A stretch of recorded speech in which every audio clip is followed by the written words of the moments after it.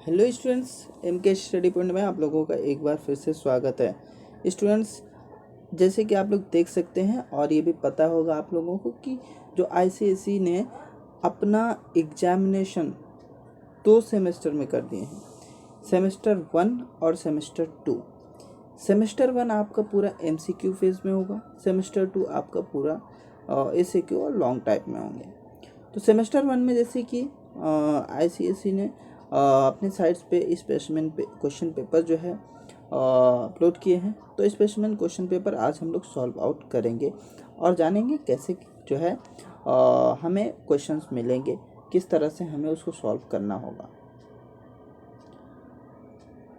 तो स्टूडेंट्स, यहाँ पर हम लोग स्पेसिमेन पेपर सॉल्व करेंगे और पेपर को पूरा सॉल्व करने के लिए, अच्छे से उसके बारे में जानने के लिए आप वीडियो के एंड तक ज़रूर बने रहें। और अगर आप लोग हमारे चैनल में नए हैं तो चैनल को सब्सक्राइब कीजिए, वीडियो पसंद आए तो लाइक कीजिए और शेयर कीजिए ताकि और भी सारे स्टूडेंट्स को इसके बारे में जानकारी मिल सके। तो स्टूडेंट्स, जैसे चलते हैं आगे बढ़ते हैं और यहाँ पर हम देखते हैं क्या लिखा हुआ है। ICSE semester 1 examination specimen question paper Hindi, total marks maximum marks 40, time allowed 1.5 hour, ठीक है, यानी और देन द मार्क, ठीक है, intended for question are given brackets, ठीक है। तो क्वेश्चन का मार्क जो है वो ब्रैकेट में आपको दिया हुआ है कि कितने नंबर के वहाँ पर क्वेश्चंस हैं। बोला है select the correct option for each of the following questions. हर एक क्वेश्चंस का करेक्ट आंसर आपको देना होगा। सबसे पहले क्वेश्चन जो 1 होगा, क्वेश्चन 1 में आपको 10 नंबर के क्वेश्चंस होंगे। इसमें सबसे पहले आपको एक पैसेज दिया हुआ है, आपको पढ़ना होगा। इससे कुछ क्वेश्चंस आएंगे, उसको सॉल्व आउट करना होगा। जैसे कि यहाँ पर आप देख सकते हैं लिखा हुआ, प्रातःकाल प्रकृति की शोभा निराली होती है, सूर्य की सुनहरी किरणों से के पड़ने से प्रत्येक वस्तु सुनहरी सी लगने लगती है। हरी भरी घास पर ओस की बूंदें ऐसी प्रतीत होती है मानो सुंदर चमकीली मोती हो। पेड़ों की चोटियों को छूती हुई सूर्य की किरणें अद्भुत शोभा प्रदान करती है। पर्वत शिखर स्वर्ण रेखा से स्वचित प्रतीत होती है। चारों ओर एक स्वर्गीय आभा, एक अलौकिक शोभा होती है। बाग बगीचों में फूल मुस्कुराने लगते हैं। सरोवर में कमलों ने उनिंदी पलकें खोल डाली। पशु अपने बच्चों को प्यार से पुकारने लगे। पक्षियों ने कलरव गाना आरंभ कर दिया। प्रातःकाल की शोभा का स्वर्गीय आनंद सभी ले रहे हैं। यह शोभा निराली है, यह विकास की किरण है, यह मन में आशा और उमंग भर रही है।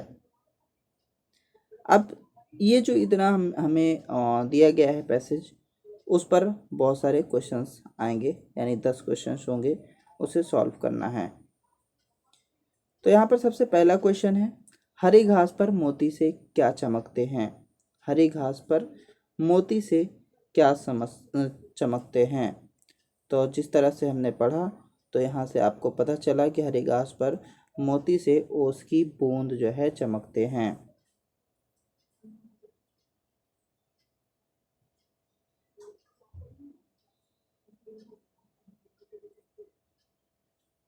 उसके बाद क्वेश्चन नंबर 2, पर्वत शिखर कैसे प्रतीत होते हैं, यानी पर्वत शिखर कैसे प्रतीत होते हैं। क्वेश्चन नंबर 2 का ऑप्शन ए, स्वर्ण रेखा से स्वचित, स्वर्ण रेखा से स्वचित।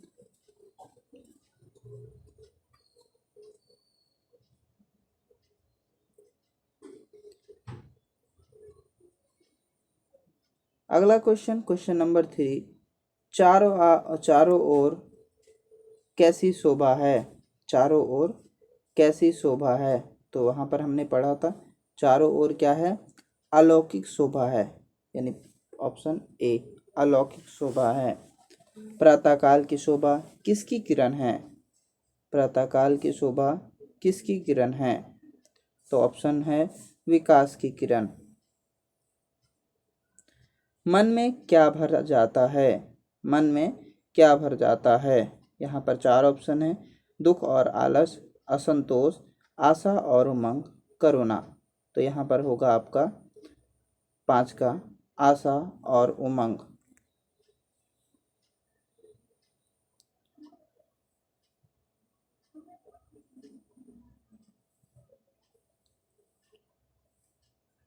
उसके बाद क्वेश्चन नंबर 6।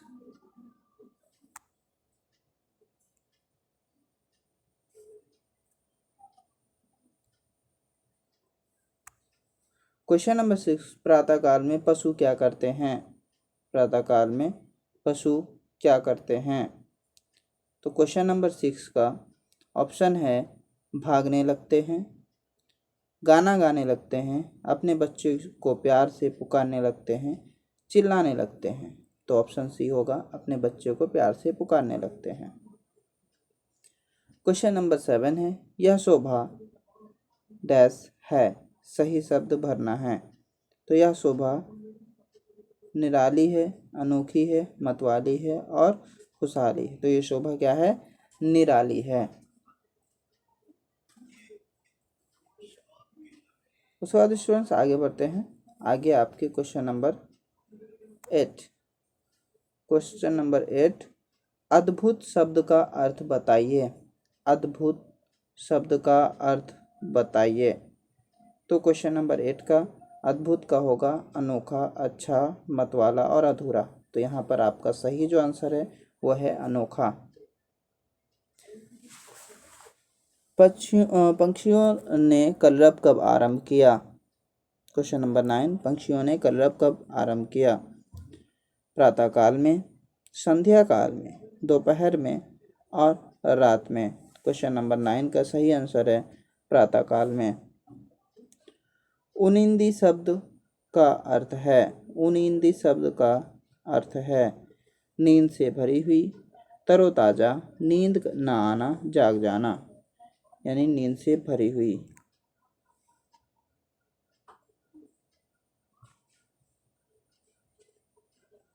इसी के साथ स्टूडेंट्स यहाँ पर हमारा जो पैसेज दिया हुआ है उसका सारांश हो जाता है, हम लोग कर लिए हैं। उसके बाद आगे चलते हैं और क्वेश्चन नंबर 2, जब क्वेश्चन नंबर 2 आएगा तो क्वेश्चन नंबर 2 में हमें देखने को मिलेंगे सारे ग्रामर। क्वेश्चन नंबर 2 में सबसे पहले हमें बताया गया है कि आपको करना क्या है, निम्नलिखित प्रश्नों के उत्तर निर्देशानुसार बताइए। सबसे पहला बताया गया है विलोम शब्द। विलोम शब्द लिखें, किसका, अतरंग का विलोम शब्द लिखिए।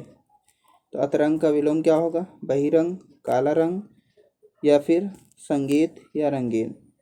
तो अतरंग का होगा ऑप्शन ए, बहिरंग। पर्यायवाची बताइए, अनुराग का पर्यायवाची बताइए। प्रेम ममता, आदर विरादर, राग विराग, नेह प्रेम। तो अनुराग का आपके क्या हो जाएगा, नेह प्रेम। उसके बाद आगे बढ़ते हैं और आगे बताया गया है कि आप भाववाच्य बताइए। आगे क्या बोला, क्वेश्चन नंबर 3, उड़ना का भाववाची संज्ञा बताइए। तो उड़ना का चढ़ना, उड़ान, पढ़ना, पंख फैलाना। तो यहाँ पर होगा उड़ना का उड़ान होगा। ठीक है, क्वेश्चन नंबर 3 का बी।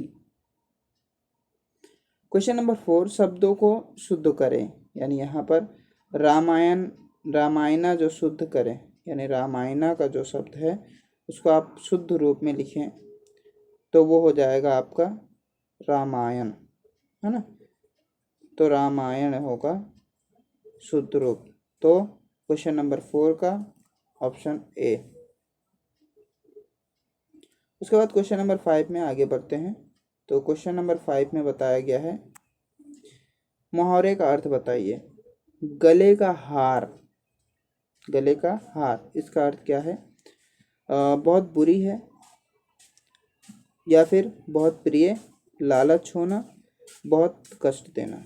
तो इसका ऑप्शन होगा बी, बहुत प्रिय।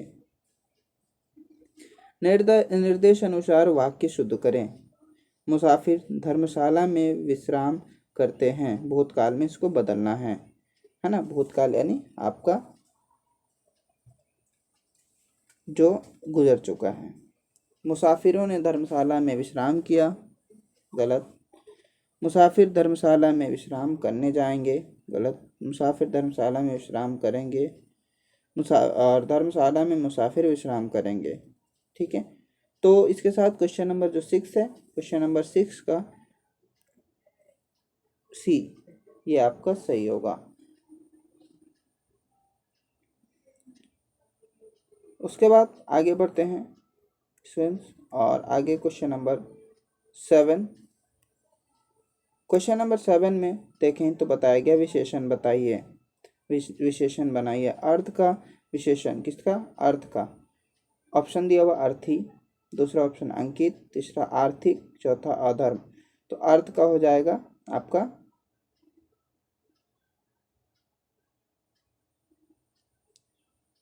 ऑप्शन नंबर क्वेश्चन नंबर 7 का ऑप्शन नंबर सी। ठीक है, उसके बाद तद्भव शब्द बताइए, यानी तद्भव शब्द जो संस्कृत से हिंदी शब्द होते हैं उसको कहते हैं तद्भव।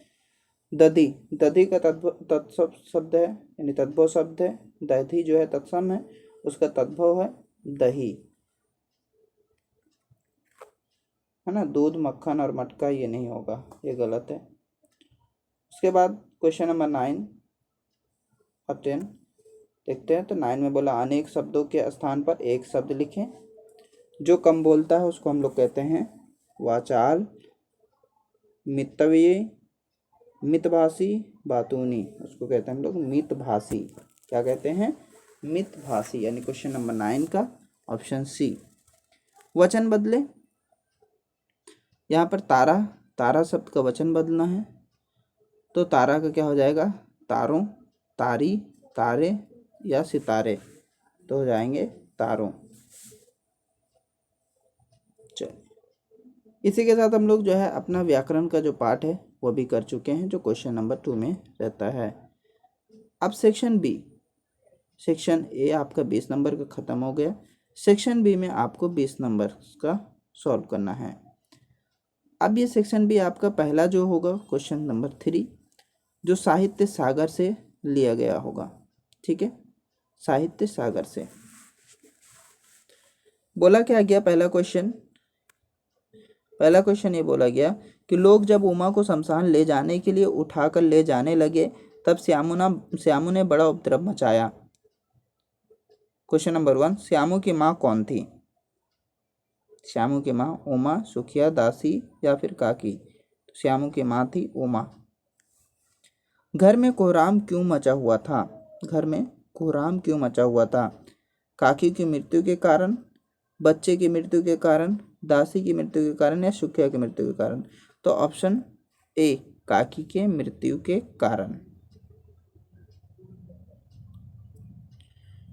उसके बाद अगले क्वेश्चन पे आगे बढ़ते हैं स्टूडेंट्स, और क्वेश्चन नंबर 3 यहाँ पर देखते हैं। तो क्वेश्चन नंबर 3 में बोला कि श्यामू को किसने बताया था कि उसकी माँ भगवान के घर गई है?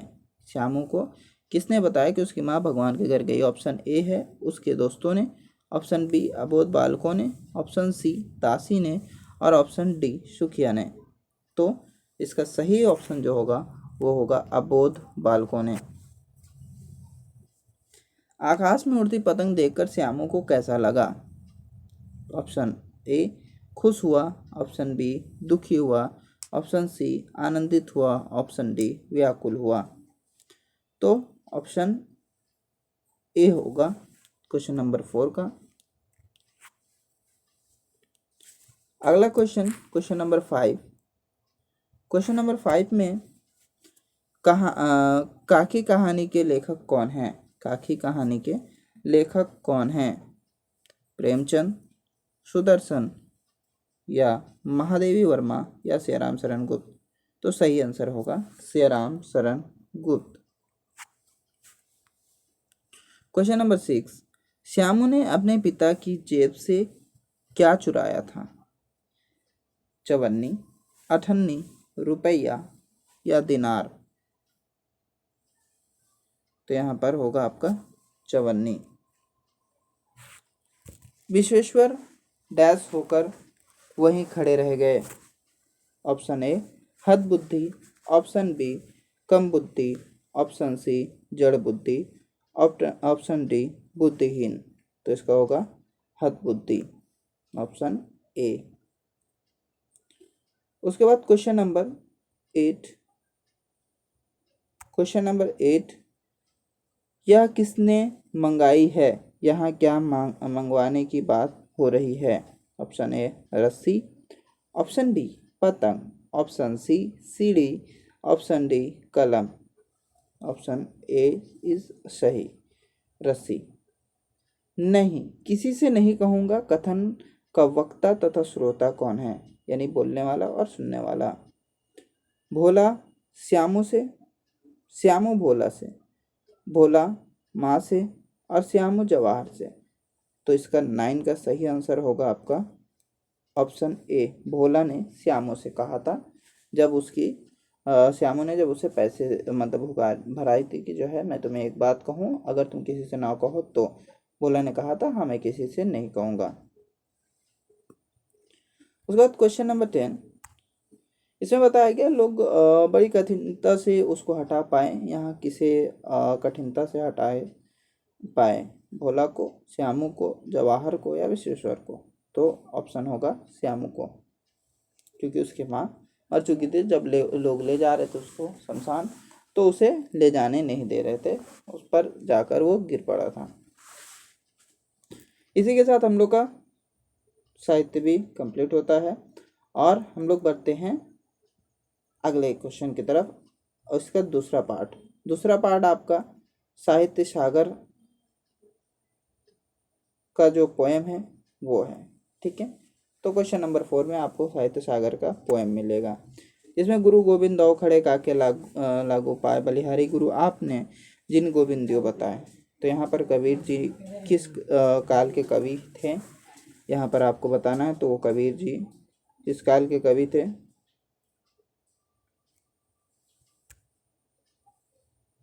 गुरु गोविंद दाव खड़े काकी लागू पाए, बलिहारी गुरु आप।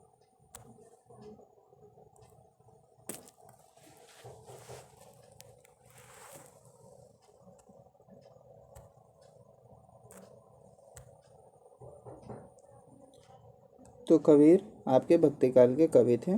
ठीक है, और उसके बाद कबीरदास जी की जो भाषा कौन सी थी? यहाँ पर आपका ऑप्शन अवधी, ब्रज, पंचमेल खिचड़ी या फारसी। तो आपका यहाँ होगा पंचमेल खिचड़ी।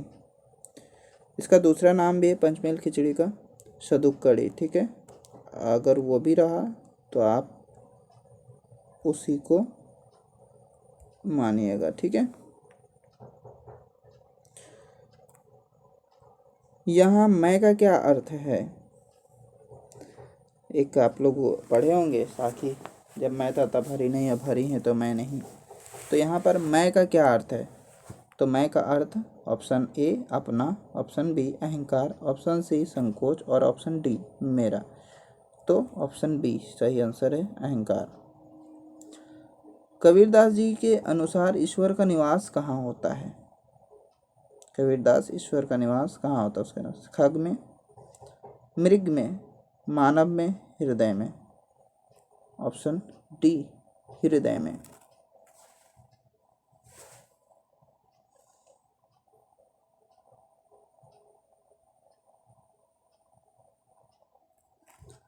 उसके बाद अगले क्वेश्चन की तरफ चलते हैं। Question number 5।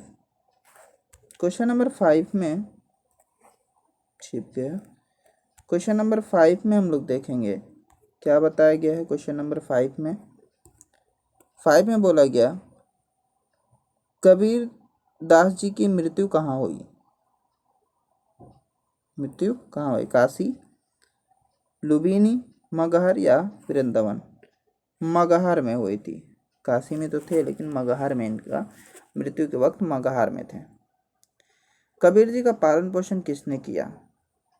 कबीर जी का पालन पोषण किसने किया? Question number 6। आत्मराम दुबे हुलसी, रामदास जमुनाबाई, नीरू नीमा या बैरम खान सुल्ताना बेगम। नीरू नीमा ने इनका लालन पालन पोषण किया। कबीर जी के गुरु कौन थे? कबीर जी के गुरु कौन थे? नरहरि दास, वल्लभाचार, रामानंद जी या मोहम्मद अमीर। तो कबीर दास जी के जो गुरु थे, क्वेश्चन नंबर 7 का ऑप्शन बी होगा, रामानंद जी। उसके बाद अगले क्वेश्चन में हम लोग आगे बढ़ते हैं। Question number 8।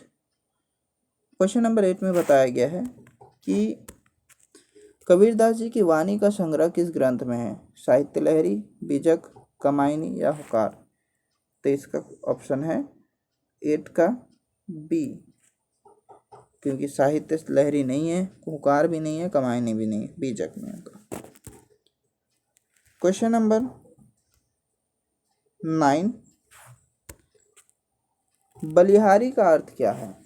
संसार, निवास, न्यूछावर, तात्पर्य। इसका होगा न्यूछावर। वनराय शब्द का अर्थ क्या है? वानर, जंगल, घोड़ा या कागज। इसका मतलब होगा जंगल। तो इसी के साथ हम लोग जो है अपने कविता पाठ को भी कंप्लीट कर चुके हैं और अब हम लोग बढ़ेंगे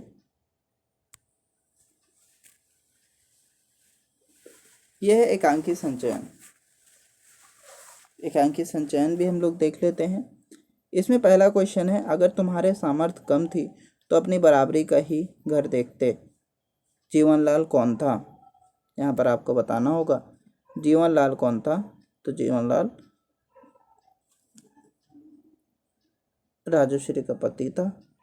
विमला का पति हो नहीं सकता, प्रमोद का पिता नहीं था, कमला का पति नहीं था, यानी राजेश्वरी का पति था। प्रमोद कौन था? प्रमोद कौन था? ऑप्शन ए कमला का पति, ऑप्शन बी राजेश्वरी का पति, ऑप्शन सी जीवनलाल का बेटा और ऑप्शन डी इनमें से कोई भी नहीं। यानी यहाँ पर प्रमोद कौन था? इनमें से कोई भी नहीं।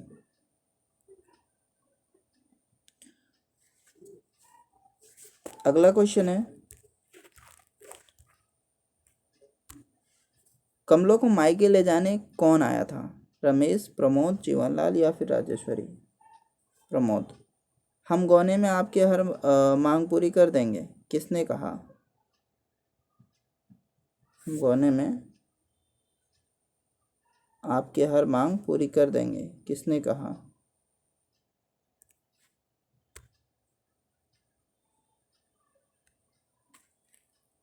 तो यहाँ आंसर होगा ऑप्शन होगा Pramod, option B Ramesh, option C Mohan और option D Rajesh.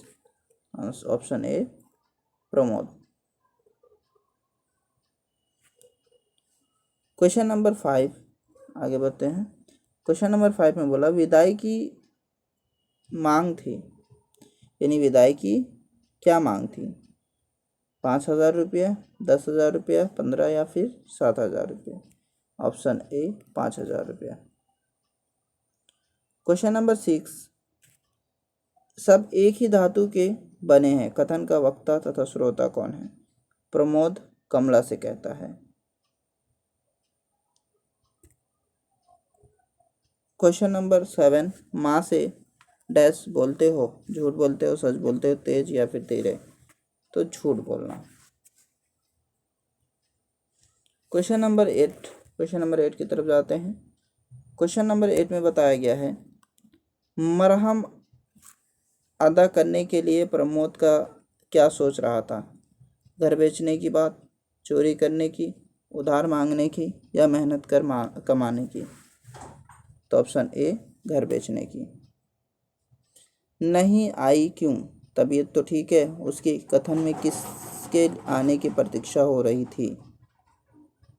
Option A Kamala, option B Gauri, option C Vimala, option D Lakshmi. Option B Gauri. Question number 10 and last, उन्होंने विदा नहीं की, यहाँ किसने किसे विदा नहीं किया? जीवनलाल ने कमला को, प्रमोद ने विमला को, गौरी की ससुराल वालों ने गौरी को, राजेश्वरी ने कमला को, गौरी के ससुराल वालों ने गौरी को। तो स्टूडेंट्स यहाँ पर हम लोग अपना स्पेसिमेन पेपर सॉल्व कर चुके हैं। उम्मीद है आप लोगों को अच्छा लगा होगा, वीडियो आप लोगों को बहुत ही ज़्यादा लाभकारी होगा। और वीडियो को लाइक कीजिएगा, लाइक करना ना भूलिएगा और शेयर भी करना ना भूलिएगा। अगर चैनल में नए हैं तो सब्सक्राइब कीजिएगा, ऐसे ही आपको नई नई वीडियो मिलते रहेंगे। चलते हैं दोस्तों, धन्यवाद।